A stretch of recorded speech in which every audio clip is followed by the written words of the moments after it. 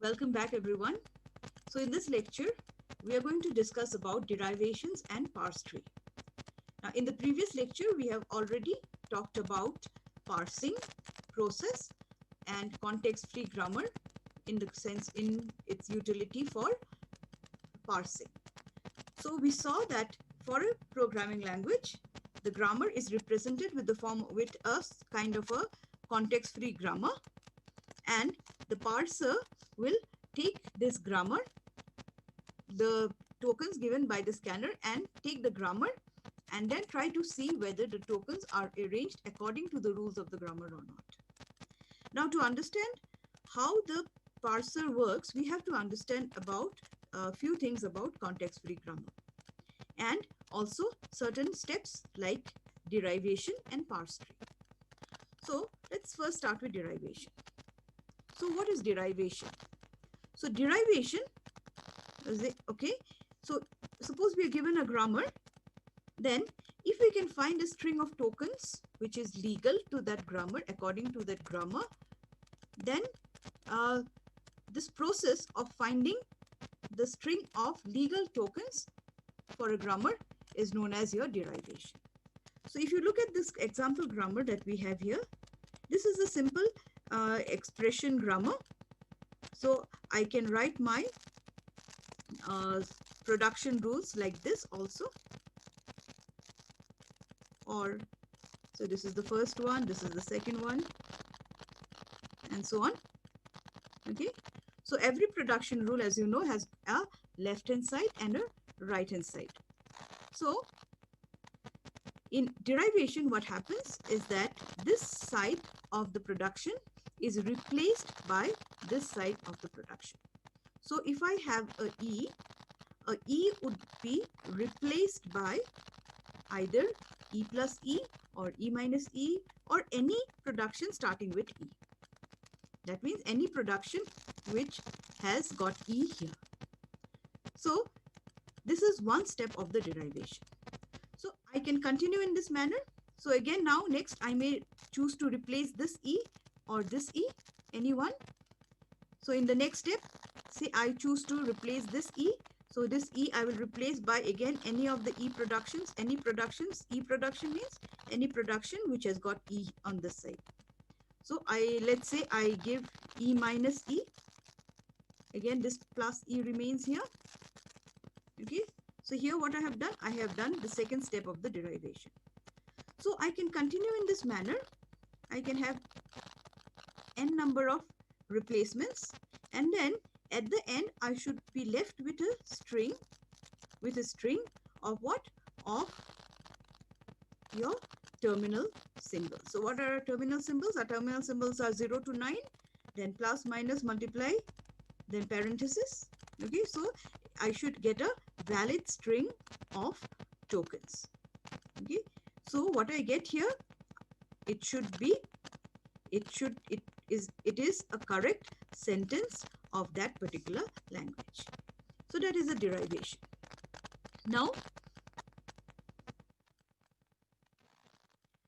a formal definition would be something like this. A derivation is a sequence of replacements of non-terminals by choices on the right hand side of the grammar rule. So I have, let's say I have here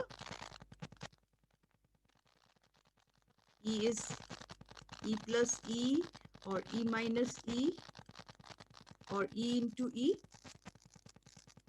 So it is a replacement of a non-terminal by the choices on the right hand side. Okay, so I can replace E by any of the three choices that I have here.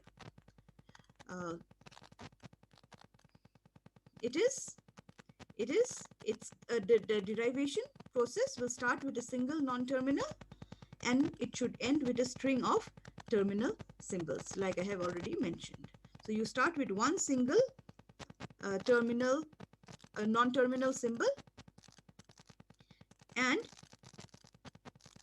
after having a series of derivation, you should arrive at a string containing, say, only sorry, not A, it should be, because I have only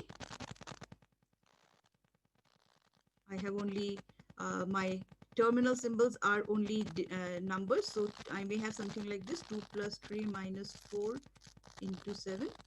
Okay, so I should be left with some string like this. So this is a derivation. At each step of the derivation, what happens is one replacement is done. A single replacement is done using a choice from a grammar rule. Again, this is something which I have already mentioned. So let's take the derivation of this expression: 3 plus 4 within parentheses into 5. And here I'm going to use this grammar. This is our expression grammar that we are going to use. So we should start with, like I said, it should start with a single non-terminal. Derivation should start with a single non-terminal. So in my entire grammar, I should start with my start symbol. So my start symbol is A because this is the only non-terminal symbol in my grammar. So I start with E, and from E, you can see I start with this, I pick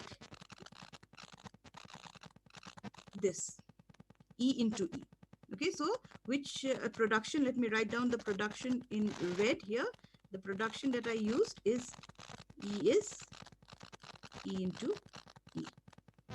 Okay, so next, now I'm going to have the second step of my derivation. So I will keep this, and this E, I'll replace it by ID. So I have used this production rule. E derives ID. Okay, then in the next step, what I do, I use this. Okay, let me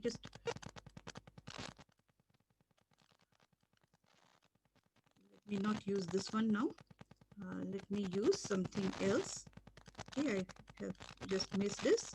So E into, now ID derives 0, 1, 2, 3, 4 up to 9.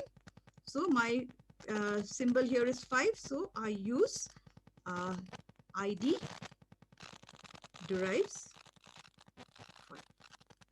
Remember, ID is also not a terminal symbol. So ID derives 5. So ID, I'm replacing it by 5.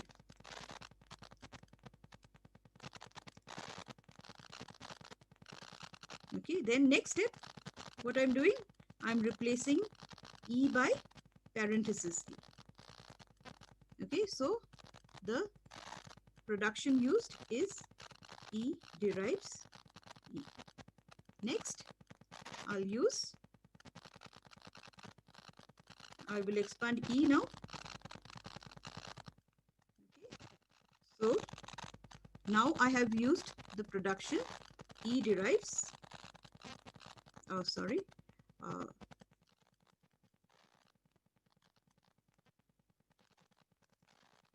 E derives E plus E.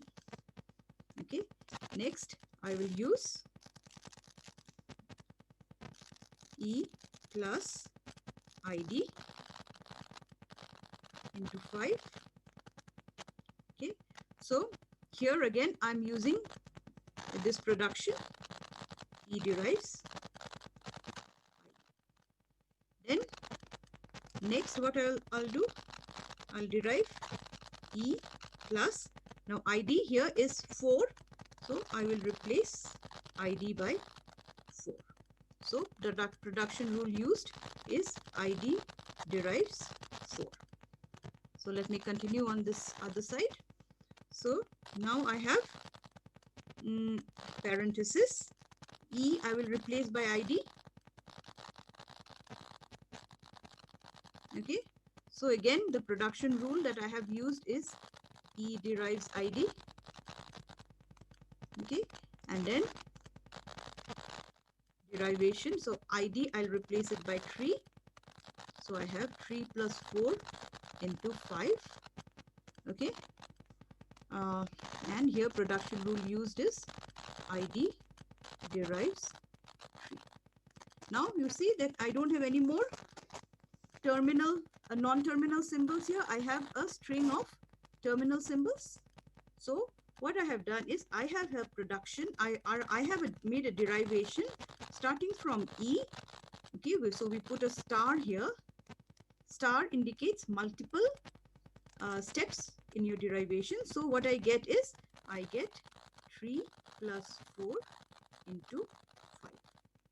So it means that from the start symbol, I could derive this string of terminal symbols. So this is according to the grammar of the language. And if I cannot derive, I'm stuck in the middle, I'd find no matching production which I can apply. In that case, I can conclude that I have not, I could not parse this. I could not parse the string. So in that case, the string is not a sentence of the language. So this is the process of derivation. Please note the difference between the symbol that we have used here. Okay, that is the arrow. E derives, E plus E. Okay, and the symbol that we have used here. This indicates one step in your derivation. And with this, if I use a star, it means multiple. So that's why I can write E. After multiple derivations, I arrive at this string. Okay. Actually, after multiple derivation, after every step, I arrive at a string. Okay. But this is not a string of only terminal symbols, but they are still valid strings or sentences of that language. So these are all called sentential forms. Sentential, S-E-N-T-E-N-T-I-A-L, sentential forms. Each of these statement is each of these line, each of these derivation, it is a sentential form of the particular grammar. Or you can think of them as sentences of that grammar. Okay, so this is what we mean by a derivation.